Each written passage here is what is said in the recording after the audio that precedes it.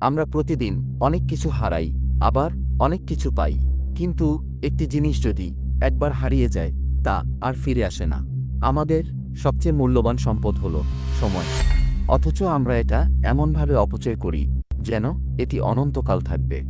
রাসূলুল্লাহ সাল্লাল্লাহু আলাইহি ওয়াসাল্লাম বলেছেন, এমন দুটি নিয়ামত আছে যে দুটোতে অধিকাংশ মানুষ ক্ষতিগ্রস্ত, তা হচ্ছে সুস্থতা আর অবসর। ইস, যদি আমি সময়ের মূল্য বুঝতাম, তাহলে হয়তো জীবনে আরও অনেক ভালো কাজ করতে পারতাম। বন্ধু, এখনও সময় আছে। তাওবা করো, ভালো কাজে সময় ব্যয় করো, কুরআন পড়ো, দোয়া করো, নামাজ আদায় করো, সৎ কাজের দিকে ডাকো। অতএব যখনই তুমি অবসর পাবে, তখনই কঠোর ইবাদাতে রত হও। যে সময়কে কাজে লাগাবে সেই সফল হবে। সময়কে অবহেলা নয়, বরং সময়কে আমরা আল্লাহর পথে ব্যয় করি। সময়ের মূল্য বুঝুন, সময়কে অবশ্যই ভালো কাজে ব্যয় করুন। আল্লাহ আমাদেরকে তাওফিক দিন।